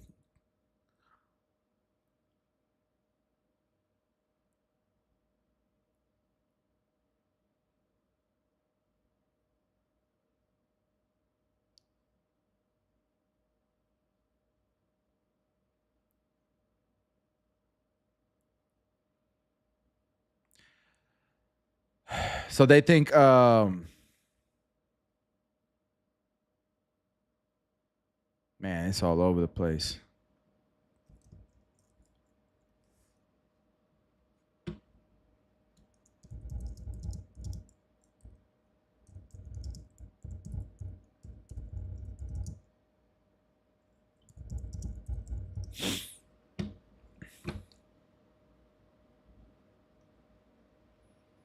GE, interesting. Remember what's on the screen. Robinhood, you guys know I already like Robinhood. I haven't looked up KLA. Monster, I like Monster as well. Let's keep listening to him in the meantime. I mean, this is the price history over the past 6 months. It's a very good-looking price gain, and it's led by William Lansing as a CEO. But in short, FICO is a central player in the growing need for quality information security. They do a lot of things in fintech, but of course we know them for their ratings and credit ratings for individuals. The second is GE Aerospace. And this is an old line company. It's being added because of style tilt. And Larry Culp has been the CEO for 7 years. But I think the best way to think of it is GE is going to be a central player in the growing need for quality sovereign border security. And we talk about energy and cybersecurity. This is, again, an important player because they make a lot of things that the US wants to build here. The third is Robinhood. And as you can see, Robinhood is really qualifying because it's now part of Style Tilt. And it has been in the millennial list. But the reason we can finally add it as a granny shot is that it was added to the FTSE All World Index, which is a major index, on March 22nd. So it didn't meet eligibility criteria previous to this. Robinhood, of course, has been a very good performing stock. As you can see, this is year to date, led by its founder. But the simple way to think of Robinhood is that it's the millennial blue chip financial services company. I don't want to say it's the Goldman Sachs, maybe it's the Morgan Stanley, maybe it's the JP Morgan, but it is really the blue chip company because they're doing all things for millennials. The fourth is KLA Tencor. Now, KLA Tencor is a semiconductor company. They have a longtime CEO, Rick Wallace. But the way to think of it is KLA is a key player in the AI future. And again, it meets eligibility criteria because of the style tilt that we're making. And the last one is Monster Beverage. You've all heard of this company, hopefully. It has a co-CEO who's been there for 35 years. It's been one of the best performing stocks in the S&P 500 really for the last 20 years. But the best way to think of this is that it's the leading functional drink for millennials. So that's it in a nutshell. Those are the 5 inclusions. Now, if you're wondering, what is a granny shot? It refers to a way of an unconventional basketball free throw style popularized by Rick Barry, who made 90% of his shots. As you can see, the typical overhand free throw shots don't have the same win percentage. The way we implement granny shots in your investment portfolio is we look at some critical long-term themes like millennial strategy, global labor suppliers, energy and cybersecurity, and easing financial conditions. And we have tactical portfolios like style tilt, seasonality, and PMI recoveries. But to be a granny shot, you can't just be the strongest stock in one of these 7 themes. You actually have to appear in more than one theme. That's why it's called a granny shot. And the more themes you appear in, the more you are a granny shot. For instance, these are the stocks that appear in the most grannies, or the granniest of the granny shots, which is Google and Meta. That's it for now. It's crazy. But if you want more information, This is a guy who runs, a multi-billion-dollar fund, giving you game, and people say you can't learn from YouTube. So just from some of the ChatGPT things, it's not as spot on as the other stocks that I've used it at. But you guys can see here, high estimate is 2,800, low estimate is 1,725. So you have some analysts that have these price targets. But if you look at intrinsic value, both Alpha Spread, Guru Focus have it as overvalued. And then the bottom line is it's probably a moderate buy. So it's not something, the opportunity cost is there. There's opportunity cost there, right? He's running a fund. He has several stocks. So it makes sense probably for whatever it is that he's trying to fit, something that's not risky, but a great company. It makes sense for him to put money in there, even if it's as a store of value, right? All right, hopefully you guys learned something from that.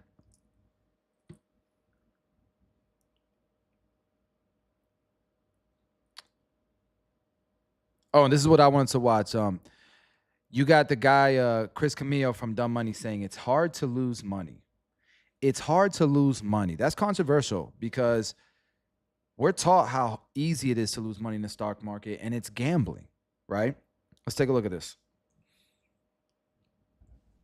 You can get it from our fact sheet, which is Why do available so at many our investors website, lose money? GrannyShots.com. Maybe since the pandemic, this new generation. Why do so many There you go. investors lose money? Maybe since the pandemic, this new generation of investors that are all about FOMOing and weird crypto meme coins and meme stocks. Big time. You have like these new asset classes that are super risky options, right? So like I think if you remove that from the investment class, I think if you remove those things, it's very hard to lose money. I guess what we're seeing on our end is a lot of people making these speculative trades where they're going in and buying something because it's hyped up. They're buying at the peak and then it drops. You're like, crap, I got the wrong one. Sell, lock in a loss, move on to the next one. Probably either one really young or relatively new to investing, okay? They're going to go through that period and it's going to be a costly short period of their life, months to a few years. They're going to learn those lessons. Sometimes like you can read all the books and you could listen to us talking about what not to do, but you just have to go through it yourself, right? Facts. And I think every investor has to go through a period of making critical mistakes because everyone wants fast money. I get that. That's the answer to your question. They're chasing fast money. How did you make your money? Could you take us back to the beginning, like how you even got started doing something like this? Oh, sorry. Yeah. So I mean, I've been investing since I was like 13 years old. I was like a nerdy finance kid that before that existed. Now it's common. Like now kids do this. This is like cool to be a financial hustler as a kid. Oh, not in the 80s, man.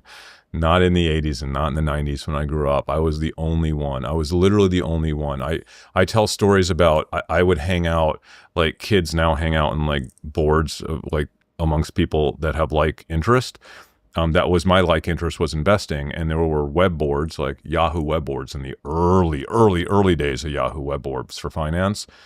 And you would post a message, and I'd just sit there all night and wait for someone to respond and post another message. Could you imagine? Chat, we kind of nerds right now, right? Like this is our web board. I used to do that on aquarium forums, you know what it's like on like StockTwits now or X when you put a message on Tesla and there's like 10,000. I would literally post a message with like my thesis. And I'd be like, here's my thesis, on this stock. And I just wait. And the next morning I would wake up and the first thing I would do is pull up that message board and go, oh man, 2 people commented on my thesis, dude. This is huge. That's how hard it was to be like in a retail investor, a self-directed investor. We didn't exist. But I was investing since I was 13. And that's how I developed this whole concept of what I call social arb investing, right? Which is, I wrote a book about it in 2010 called Laughing at Wall Street. But it's all about detecting change in the world and then connecting dots between that change and the companies that would benefit or be harmed by that change. You want to surface the change quicker than others, and then you want to connect the dots to the benefiting companies really quickly. And there are more elements to it than that. You have to make sure that the rest of the world doesn't already know about that thing that you discovered. When I say the rest of the world, I mean Wall Street and other retail investors. If it's a product for a company that the product will actually sell enough to move the needle. So a lot of people will look at a product that's viral, but it's a product that I don't know, Procter and Gamble owns. Procter and Gamble is huge, and they have so many products and so many brands that one SKU is not going to move the stock price like a lot of people think. And so just because it's a hot product doesn't mean you should invest in that company. Investors, you want to make sure that there's nothing else happening at that company that could be more impactful than the piece of information that you think is going to impact that company positively or negatively. You also want to make sure that that information that you think is going to impact that company is actually meaningful. It's a needle mover, right? So I always tell like the same stories because they're super relatable. Stories like, 10 years ago when kids started playing with DIY slime, they would make slime in their house, right? And that became a really popular trend. And I was able to surface that trend pretty quickly when it was happening. And so I was like, oh, this is big. Like every kid in the world is making slime with their moms and in their house and playing with it. Well, like, how do you make this stuff? Oh, the primary ingredient is Elmer's glue. That's interesting. So who makes Elmer's glue? Newell Brands. Oh, they're public. Oh, that's interesting. Oh, this is a stodgy old company that grows at like 2.5% a year, and Elmer's glue is roughly 2.5% of their revenue line. Okay, so like how much are they going to grow Elmer's glue? Oh, Elmer's glue hasn't really grown in 40 years, but now it's sold out in every store around the world. Literally sold out in every single store around the world. So you have to assume they're ramping up production of Elmer's glue. Right. So earnings were, I don't know, a few weeks later, and this trend had been going on for a couple months now, or a few months, had been ramping up. So I traded Newell Brands via stock options, and sure enough, the company had like its biggest earnings like ever in recent history, because Elmer's glue sales were up, I think, like 60%, which doesn't sound like a lot, but for a company that's only growing at 2.5% a year, when you have a 2.5% revenue division that's up 60%, that's a big deal. So the stock was up 17%. Now that doesn't sound like a lot, but you have to remember that this was a stodgy company, and the option premiums were like that big only because no one was trading options. Some poor soul was probably just selling calls thinking he's, nothing's going to happen. Yo, so E-Blends, you asked if there was any trades today. No, but I want to show you a trade that I shared with my mentorship group. Take a look at this. So let me move it here. There we go. I will move it actually up here. Hold on. Work, damn it. You don't want to work? Come on. Why won't it transfer over to the screen? This is what I'll do. There you go. Boom. No. I'm going to quit it. And I'm going to open it up in here. Oh, I don't want to open it here. Bro. All right, hold on 1 second. I'm going to show you guys this because I don't want y'all to think I'm capping here. I might have to start sharing these trades, man.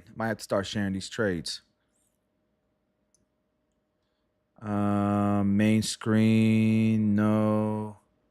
Let's go to WhatsApp. Yes. Yeah, that's it.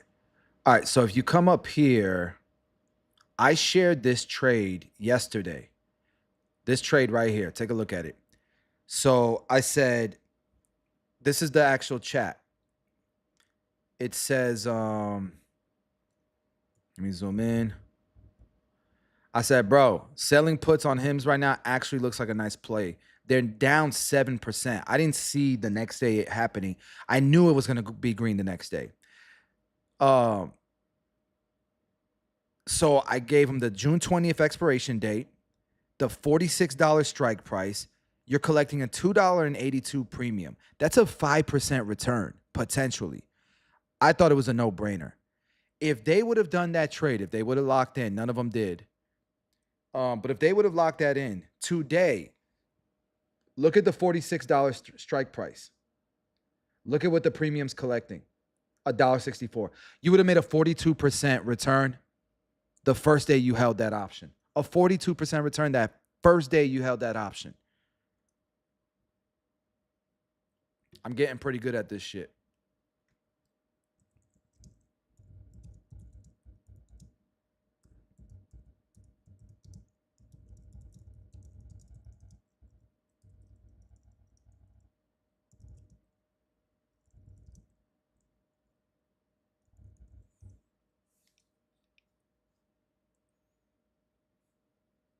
crazy, bro.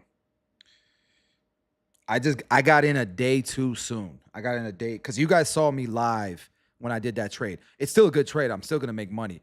Right now, Hims is at $62, and my strike price is $50.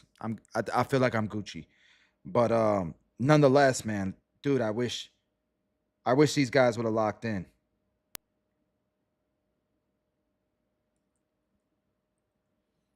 All right. But yeah, that was Tom Lee. Let's see if we have any questions in the chat real quick. What do I think about Rivian? I don't love Rivian. I'll take a look at it though. Let's take a look at it. How do we get in the Snowball group? That was a private group, eBlends. That was in there's only 7 members. I did that for 6FB for people who were making $200,000 a year or better. You know, I mentor a group of 7 people, and I'm helping them build wealth. It was a test. It was more like a test thing, but I did open a new school called the Snowball. Link is in the description. It's gonna be $15 a month. There's nothing in there right now, but I'll start sharing plays in there for you guys. Obviously, do your own research. If I share a play in there, do your own research. Okay. Oh,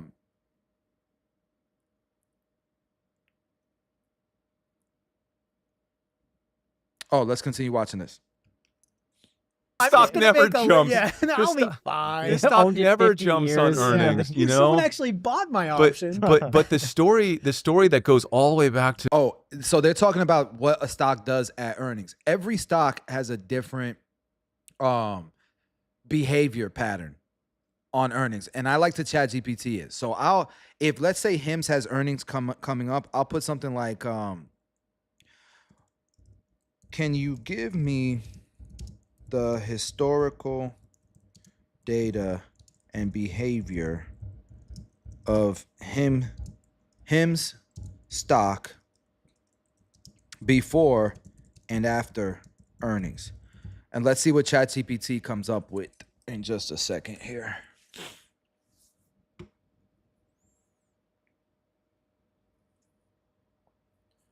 I'm gonna move some like business courses over to this group. Look, this is it right here. So that's not it. I'll show you guys right now. Bear with me here.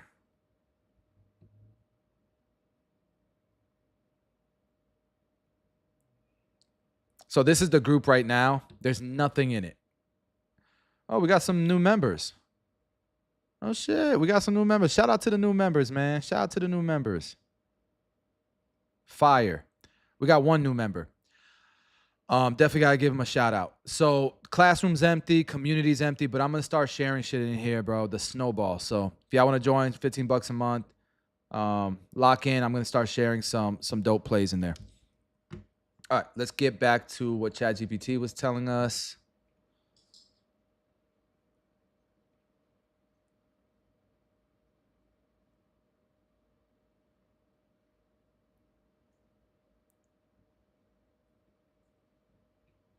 Penny, please. Okay. You see how she makes me pet her? She comes in, she bullies me, and she makes me pet her. You gotta chill, Penny. You're way too bossy, way too aggressive. All right, baby. All right. Let me talk to chat. Let me talk to chat. Oh no. I'm sorry, guys. All right, let's take a look what it says here. Man, ChatGPT's it's the greatest thing ever. When OpenAI goes public, which they're looking into, I'm not saying I'm gonna buy the IPO, but I'm definitely gonna look to invest for sure. All right. And there's like rumors that it's going to IPO at $1 trillion market cap. I don't believe that, but I could be wrong. All right, so this is the historical earnings impact on the stock price before earnings. So the estimated was 12, actual was 20. Damn, it pretty much beat earnings it pretty much beat earnings every time. But look at this, the stock price change when it's barely beat earnings. No, It went down after it beat earnings by 22 cents. It went down after it met earnings, and it went up after it beat earnings by 8 cents. It's all over the place.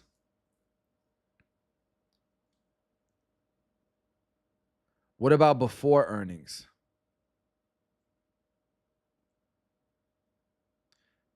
Okay, so the stock price before, the stock price after. It's hit or miss, man. That's why I don't love earnings. And like if I would have gotten in at $51, I probably would have, they probably would have signed the contract to me. But I would have been good at $39 because look at the price now, it's $62. This is what I mean by you only sell puts on stocks that you like.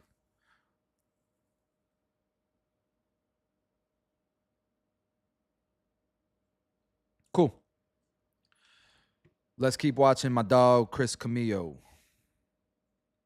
Back to my childhood so I was always a hustler. I would do garage sales on the weekends. Like this is way before Gary Vee was talking about garage sales. I would buy and sell. I would literally take the bus around the city of Dallas at like 5 in the morning. I would study the sales in the newspaper the night before. I would literally study the sales, and I knew that garage sales were managed by women, older women. And they were really good at pricing jewelry and antiques and stuff like that. But any item that was male-oriented, like train sets or baseball cards or watches or like anything that was male-oriented, they just kind of discarded and didn't care about because it wasn't like up their alley. They didn't really understand it. This is pre-eBay when you didn't know what things were worth unless you had like a price list in a book and you would look it up to see what it's worth. So I would look for garage sales that listed items that were male-oriented, knowing that they were more likely to be mispriced at the estate sale or the garage sale. And I would then take the bus, and you could usually only get one sale in to be first at, because you had to be first. So I would get there at 5 in the morning and just sit outside the house until they opened up. And, you know, sometimes I hit nothing. Sometimes I would hit stuff. I'd start every morning at the 7-Eleven. I would get Snapple flavored iced tea because it was really early in the morning. I want to wake up. You know, I didn't drink coffee as a kid. So that was like 13, 14 years old. And one morning I walked in the 7-Eleven. They didn't have any lemon flavored Snapple iced tea, which is what I used to get. And I was like, what's going on? He's like, well, instead of having 2 full refrigerators of Snapple, this is back in the day when Snapple was everything. There was only half of one door of Snapple. He's like, there's competitors now, Arizona, other iced teas. He's like, that's all we're going to have from now on. So I went home, talked to my older brother, who's a stockbroker. I was like, can I make money on this? He's like, well, maybe. He's like, and he taught me how to short Snapple through put options, right? And so I had $300 saved up from all these garage sale trades I'd done. I gave him the $300 in cash. I said, can you do that for me? He said, yeah, I'll buy some puts on Snapple. They have earnings in a few weeks, whatever. So he bought the puts, and Snapple was one of the hottest companies in the world at the time. That was the first earnings. They missed earnings because it said inventory was building up in the channel because retailers were not giving them as much shelf space. So I was a 13, 14-year-old kid that saw something that people working on Wall Street didn't even see. And that stayed with me. I was like, how did I see that as a kid, just going into 7-Eleven? How did the guys that work on Wall Street that manage billions of dollars, how did they not see that? It's just so right in front of your face. And what I realized was that people that work in the financial industry, their brains aren't tuned to like see things like that. They're focused on financials. They're focused on technicals sometimes. They're part of a herd mentality, and they all kind of live in one area of the country, or at least they did back then. Mm-hmm. They were mostly male, and they mostly thought one way.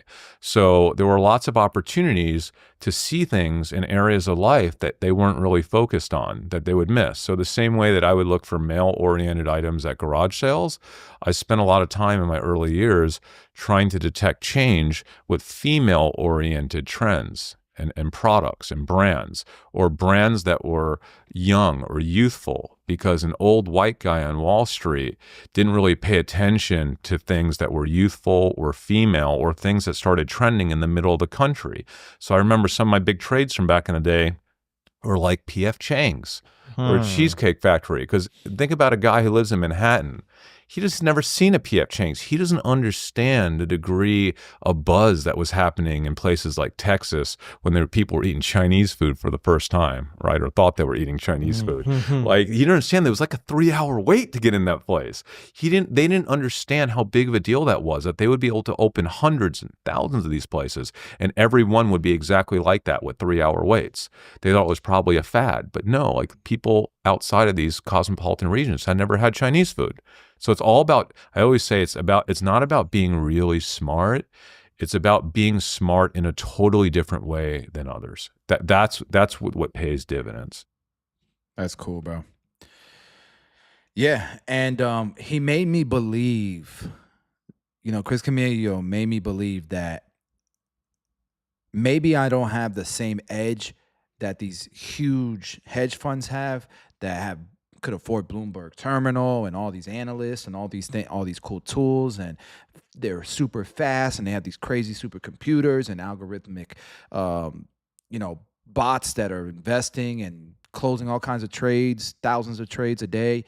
But we have a different type of edge, and it's an edge that Wall Street just doesn't have exposure to. They don't have the time to do it. So that's why I love investing, bro. And I can do it from my computer, from my phone. It's fun. It's a lot of fun.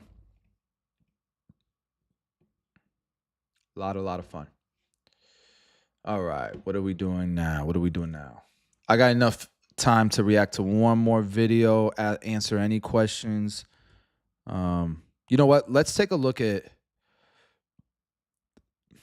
there is a ongoing, it looks like Trump and America is tired of supporting Israel in this war. Not that we're not like that. America doesn't want to support Israel, the people of Israel, and all that. And I think America's done with all the senseless killings, the bombings. Like, when does peace come? Let's talk about progress. Like, this war is ridiculous at this point. And while Trump is in the Middle East trying to create peace in the Middle East with Syria, with Jordan, with Saudi Arabia, with Qatar, and talking about getting Arab countries to finally see Israel as a state. Meanwhile, America's talking about seeing Palestine as a state. Israel doesn't like that Palestine, that Trump is talking about doing that with Palestine. But you should probably care that he's getting Arab countries to see Israel as a state. That's the common ground. That's the compromise. But while Trump is doing this tour in the Middle East and trying to get peace, Israel bombs Gaza and kills 50 plus people. This is just a headline that I'm reading. Let's actually watch the report here. And good morning to you. If you're just now tuning in, I'm Jeanette Francine. We are following some breaking news, which takes us out to the Middle East. Take a good look at your screen. This is the very latest video we're getting from our content partners as we are learning breaking news from the Associated Press. They report multiple airstrikes have hit Gaza's southern city of Khan Yunis overnight, killing more than 50 people in a second consecutive night of heavy bombing. An Associated Press cameraman in Khan Yunis counted 10 airstrikes on the city overnight into this Thursday. As we continue to learn the latest information here on Live Now from Fox, AP goes on to report that the cameraman with their team saw numerous bodies taken to the morgue in the city's Nasser hospital. Some bodies arriving in pieces, with some body bags containing the remains of multiple people. The hospital's morgue confirming 54 people had been killed. The dead included a journalist. No. There's more. That was May 13th. May 16th, they did more. Now the number is 250, many of whom are women and children. Working for Qatari television network, a network announced on social media. Additionally, Israel conducted strikes on ports in Yemen, alleging they were used by Iran-backed Houthi militants to transfer weapons. Okay, that's the reason why they did it. Even though President Trump was getting President Trump, while concluding his Middle East visit, acknowledged that the humanitarian crisis in Gaza, stating that the people are starving and that the U.S. would address the situation. He proposed transforming Gaza into a freedom zone under U.S. oversight, envisioning economic development and stability for the region. However, this proposal faced criticism from various international actors, including human rights organizations, which question its feasibility and legality. Despite these statements, no concrete measures or ceasefire agreements emerged from Trump's visit. Hostage families and international observers expressed disappointment over the lack of progress in alleviating the humanitarian situation or advancing peace negotiations. So apparently, Gaza, people are still starving in Gaza. They're still not allowing food and water into Gaza. So the summary is that, Israel intensified military operations in Gaza and strikes in Yemen, justified by the Israeli government as efforts to pressure Hamas. Trump's position is that he acknowledged the humanitarian crisis and proposed a controversial plan for Gaza's redevelopment, but did not achieve any ceasefire or aid agreements during his visit to the Middle East. He locked in a bunch of money. He's definitely holding on to his word, America first, but no progress in ceasefire or alleviating the craziness that's going on over here in Gaza. And so the international reaction is widespread concern over the escalating violence and humanitarian conditions in Gaza, with criticism directed at both Israeli military actions and the lack of effective diplomatic intervention. So the situation here remains volatile, with ongoing military actions and humanitarian challenges in the region. Along with 11 members of his family in one of the strikes in Khan Yunis. At this time, the Israeli military has not commented on these strikes, but we do know it was the second night of heavy bombing after airstrikes just the night before on Wednesday on northern and southern Gaza. Those killed at least 70 people, including almost 24 children. The strikes come as U.S. President Donald Trump continues to visit the Middle East, visiting Gulf states but not Israel. There had been widespread hope that Trump's regional visit could usher in a ceasefire deal or renewal of humanitarian aid to Gaza. An Israeli blockade of the territory is now in its third month. So we do continue to follow the very latest here on Live Now from Fox. And as we are speaking of Gaza, I do want to transition to give you a live look at the Israel-Gaza border here at 6:34 on the East Coast. As you can imagine, this is a fluid and developing situation. So of course, we'll keep you updated right here on Live Now from Fox. We are going to step aside for another 2-minute commercial break. More top stories, headlines, and of course, your breaking news of the day when we return. Oh, shit. So the Ben & Jerry's co-founder, this guy's a billionaire, right? I'm assuming. And apparently he had to be removed from a Senate committee hearing. I'm assuming this was the same. Was this the same one that they failed to pass the beautiful big bill?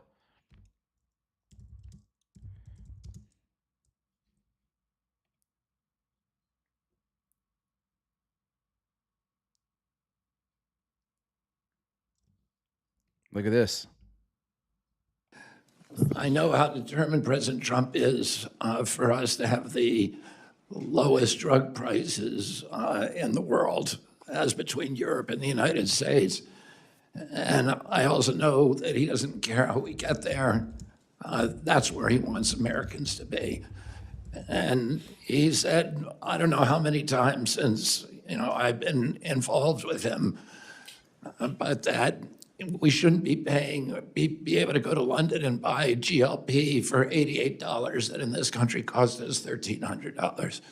And I know it's something that you've been talking about for many years. I look forward to working with you on legislation or any way that we can to get there. Thank you, Chairman Cassidy. And Senator Sanders, I'm honored to be before you today to present the Department of Health and Human Services fiscal year 2026 budget. Debilitating disease, contaminated food, toxic environments, addiction, and mental illness affect Americans across every Not a whole bunch, E-Blends, but a little bit. race, class, and political belief. I know he used to be in the Democratic Party, obviously. He's RFK, but yeah. When my team and I took the helm at HHS, we set out with 20K, clear goals. Leo. First, we aimed to 20K, Leo. epidemic. That's the number I would start with. Go check out my course, man. It's free. It's on YouTube. Go check that out. I break all that down for you. Responsive and effective service to over 100 million Americans who rely on Medicare, Medicaid, and other programs. Third, we focus on achieving these goals while cutting costs for taxpayers. We intend to do more, a lot more, with less. The budget I'm presenting today supports these goals and reflects.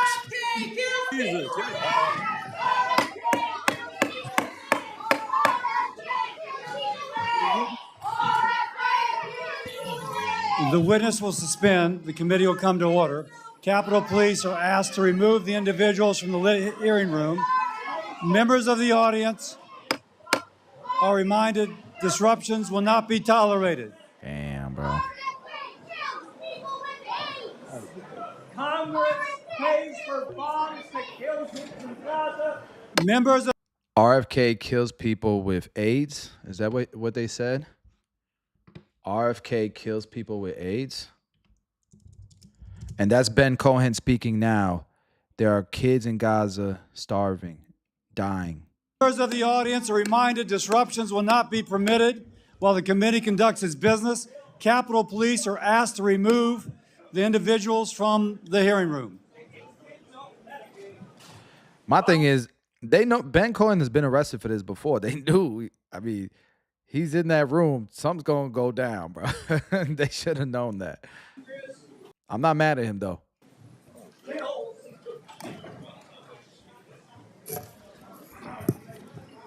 That was a made for C-SPAN moment. The secretary will resume. The budget. Just a second, Mr. Secretary. Mr. Secretary, let's get the doors closed and the ruckus just totally cleared. So Ben Cohen was actually arrested, I believe, for this.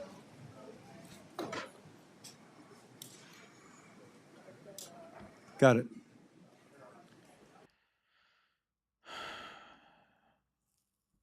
He's not a billionaire, but he's worth $150 million. So all rich people ain't evil, guys. All rich people ain't evil. Some rich people do things that, I mean, this dude could be on a private island somewhere chilling, not worried about nothing that's going on in the world. But apparently he was removed and arrested as well. And the reason why protesters accused RFK of endangering lives through his controversial views on AIDS and recent public health policy decisions, they were screaming, RFK kills people with AIDS and RFK kills people with hate.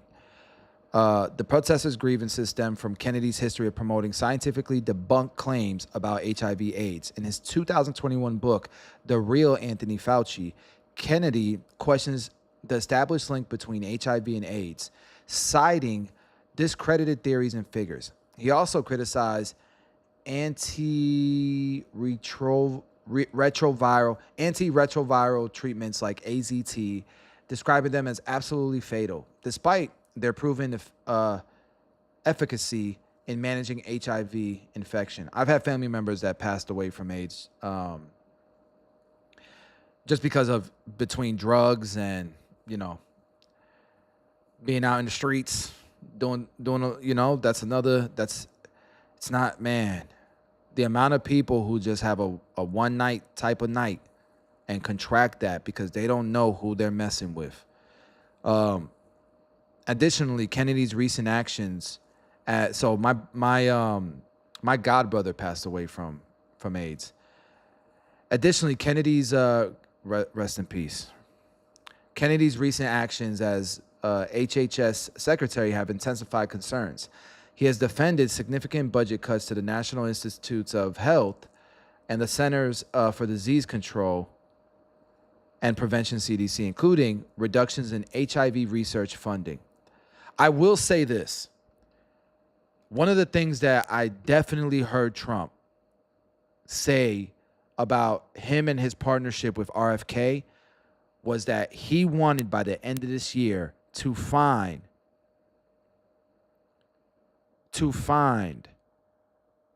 the let me see if I can find it.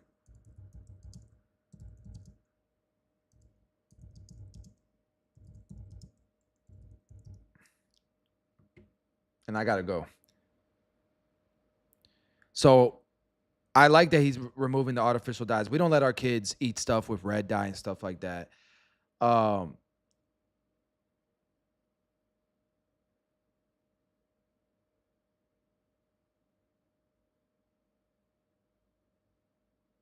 But I've heard Trump in press conferences say that they were going to try to eradicate HIV, heal HIV by the end of his administration. And he even said we'll probably get it done by the end of the year. But despite those statements, okay, Trump administration has implemented substantial cuts to HIV-related programs. It might be that they're cutting the things they believe are not working and looking at as wasteful spending, and they focus their attention and more resources to the things that they think will eradicate HIV and AIDS. That doesn't mean you have to keep the same budget or increase the budget. That could mean, 50% of the stuff that they're putting the budget into, they know isn't working. So they cut out that 50%. They take 25% of that 50% and focus it onto the things they think will heal HIVs, but we're still cutting 25%. That doesn't mean that they're cutting the efforts of healing. That could mean that they have a better idea and concept. But people don't trust it because of what he wrote in his book, obviously. But again, this is much more complex, I think, just looking at it from an outside perspective, that just because they did budget cuts, that they're not trying to fix the problem, when verbally it's been part of their initiative. All right, guys, that's it for me today.